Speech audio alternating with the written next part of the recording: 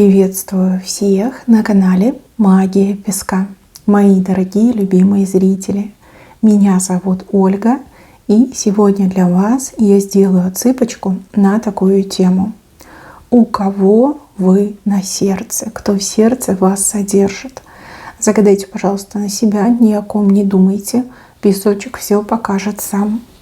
Я прошу высшие силы дать мне возможность ответить на все ваши вопросы и послать для вас только лишь самую важную, нужную и полезную информацию.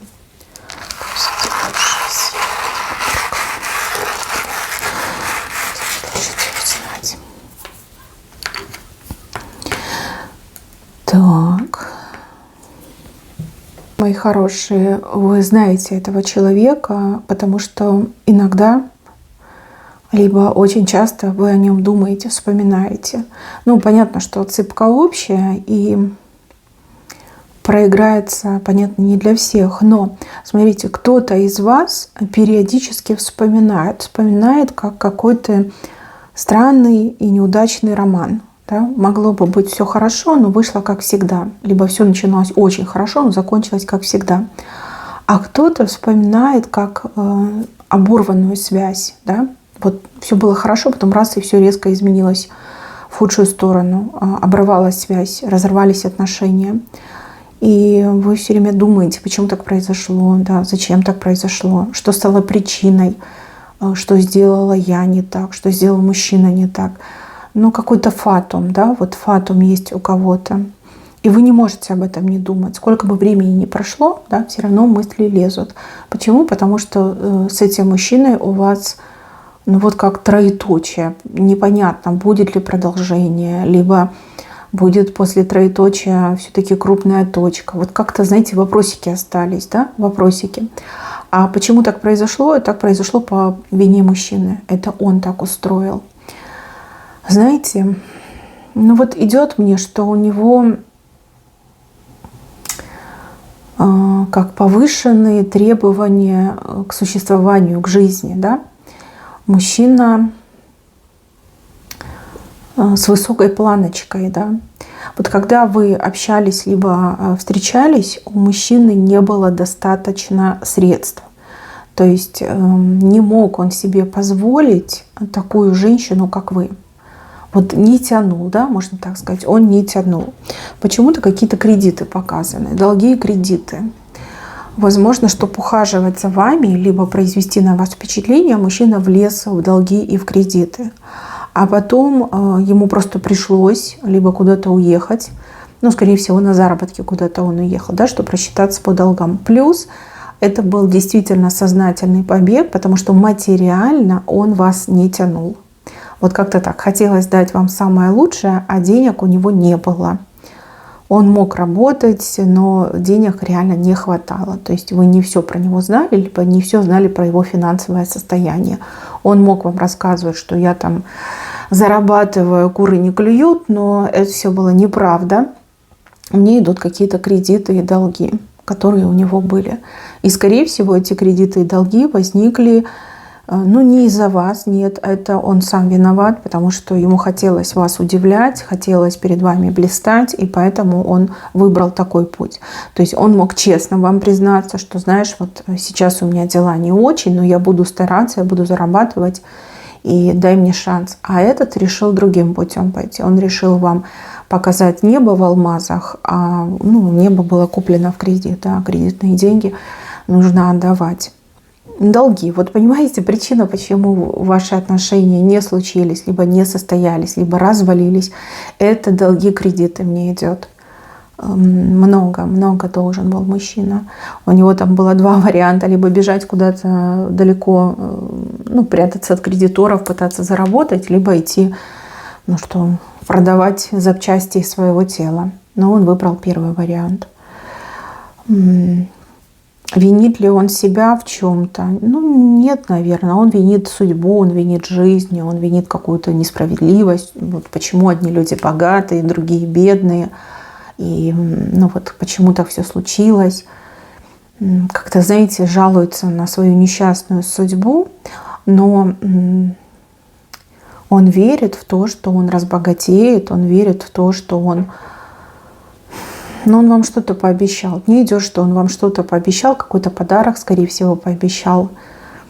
Здесь не про брак, обещание, здесь про какой-то дорогой подарок. И он верит, что он сможет заработать, что он исполнит свое обещание, подарит вам этот подарок дорогой. Вы, якобы его сразу же простите и упадете к нему в руки. Но какие-то, знаете, немножко детские фантазии. А может быть, это то, что помогает ему держаться на плаву, не сдаваться, идти вперед. Я вижу этого мужчину в достаточно тяжелых условиях. Он много работает, либо у него работа какая-то, знаете, очень такая черная, тяжелая. И почему-то еще сплошной страх и стресс идет у него на работе. Что у него там начальник немножко с придурью, а может быть, работа сама по себе такая, знаете, вот прям много стресса, много нервов. Но он пытается заработать, кредиты эти, долги выплатить, и пытается заработать вам на подарок. Знаете, и жалко, и не жалко, и вообще непонятно, как можно так жить, да? Как люди могут так жить, почему они так живут. Почему-то мне кажется, что если бы он честно вам признался, что он не богач и что нет у него таких средств, то вы бы, возможно, отказались бы от него, либо сказали, что ничего страшного, вместе будем работать, заработаем, да, что-то придумаем. Но так как он просто вот либо скандал устроил и сбежал, да, либо просто сбежал. Как-то так мне идет. Почему он такой? Почему он такой?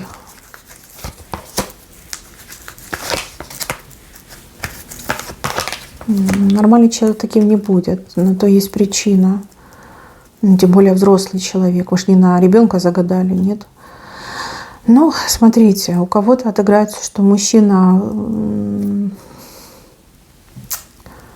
Я не люблю на общих гаданиях такие темы, но, возможно, да, на нем какой-то негатив. Возможно, его очень сильно сглазили. А возможно, он кого-то послушал, да. Допустим, там друзей послушал, которые ему рассказывали, что девушек нужно деньгами удивлять и дорогими подарками. Что девушки любят только лишь успешных, а обычных парней они не любят. И также, возможно, сглаз какой-то на нем сильный. То есть он, будучи талантливым человеком, подвергся очень сильному сглазу, и, возможно, даже кратник у него есть. Но, опять же, это общее гадание. Я не могу вам 100% дать. У кого-то точно отыграется, что кратник сглаз, а у кого-то то, что он слишком много слушал своих каких-то не очень хороших друзей, да, которые ему такую дичь рассказывали. Но опять же, да, мир такой. Сейчас так много всех этих соцсетей, где девушки там, конкретно, да, показывают красивые вещи и говорят, вот, типа, любимый подарил, вот, то с таким мужчиной я готова там и до конца жизни идти, и на что угодно готова, да. То есть очень часто высмеивают мужчин, которые там не способны дарить какие-то очень дорогущие подарки. И типа, если ты не способен, значит, ты недостоин любви. Может быть, как это на него повлияло. То есть, согласитесь, есть такое, да, девчонки выставляют какие-то невероятные красивые фотографии с дорогущими подарками, там, с огромными букетами, там, 1001 роза обалденной красоты. И, хвалятся, хвастаются друг перед другом. Но, как знаете, завышенные какие-то стандарты в обществе, да, это неправильно, как по мне, да, хотя каждый должен к этому стремиться. Но не каждому ведь на самом деле дано быть богатым, правильно? Здесь мужчина просто загнался, и у кого-то, как я уже сказала, да, на нем негатив есть. И негатив полностью затуманил ему разум. Вот так я вижу. Давайте еще спросим, он сможет свою мечту реализовать? То есть заработает ли он эти деньги, купит ли он вам этот дорогущий подарок? Не знаю, может, он вам машину какую-то красивую, дорогую пообещал, может быть, квартиру, а может быть, бриллианты какие-нибудь дорогущие. Что-то он мог пообещать. на что денег у него не было.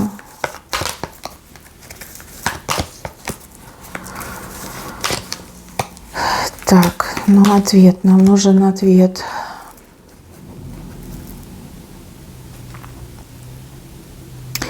Ну, если честно, то нет. Он не сможет выполнить это обещание. Ему и всей жизни не хватит. Возможно, вам не нужен этот подарок от него. Возможно, вы вообще это все воспринимали как шутку. Возможно, вообще не обратили внимания, а он прям за это зацепился. Вам не нужны его подарки, вам нужен он сам. Вам нужен с ним разговор, да, понять, что произошло, чтобы от него услышать, да. Вот что вам нужно. Не вижу, что он сможет столько заработать, либо в ближайшее время у него это получится. Но на сердце он вас содержит. Хотите верьте, хотите нет, но у него после вас ни одной женщины не было. Не просто не было, у него нет интереса к другим женщинам. У него интерес только к вам. Только вы для него одна единственная. Только к вам у него чувства, только к вам у него эмоции. К другим женщинам прям совсем равнодушен. И там, где он сейчас находится, многие даже подозревают, что он, ну, типа, нетрадиционной ориентации. Но на самом деле это неправда. Он нормальной ориентации, как стандартной, да, или как это называется. Но поскольку он не про женщин, с женщинами не общается, про женщин не говорит, про вас он вообще никому не рассказывает, поэтому, да, его, скорее всего, подозревают. Вот эта работа, которой он сейчас занимается, очень сильно, как я уже сказала, подрывает его здоровье. Да, она очень тяжелая, она очень стрессовая, может, физически тяжелая, подрывает его здоровье. Если он дальше будет продолжать, то, ну, до сроку состарится и тело износится. Я уже не говорю про нервную систему. К сожалению, если вы начнете его искать, ну, скорее всего, вы уже понимаете, о ком речь идет, то вы его не найдете. Ну, он постарался. Постарался, чтобы его вообще никто не нашел.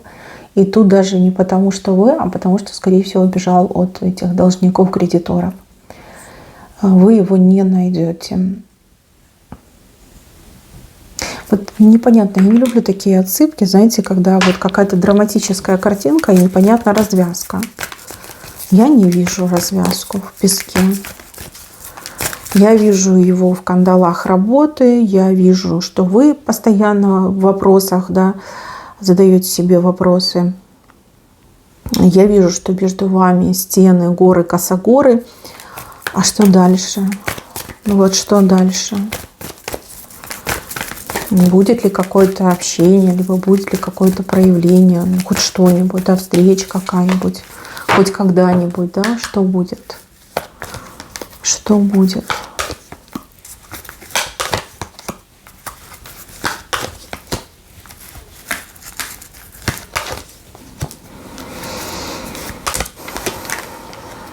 Ну, скорее всего, встречи не будет в ближайшее время.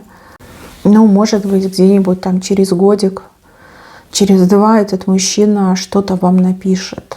Напишет такое, знаете, странное, что вы не поймете вообще, что он мне написал, что он от меня хочет.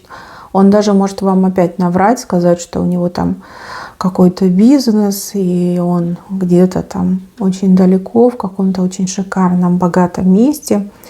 И типа я зарабатываю, мне некогда, я типа работаю. То есть, в принципе, он обманет и не обманет. Да, он вам скажет правду, что он работает и зарабатывает, но обманет по поводу места, где он находится. И напишет, наверное, такое что-то типа, знаете, поверхностное. Как дела, как живешь. И как только вы ему ответите, он опять пропадет. То есть ему нужно будет убедиться, что вы его еще помните и что вы, ну, в порядке, да, как-то так. Ой. Ну, тяжелая судьба, просто тяжелая. Давайте посмотрим, он вам по судьбе, этот человек, кто на сердце вас содержит, да? Он вам по судьбе.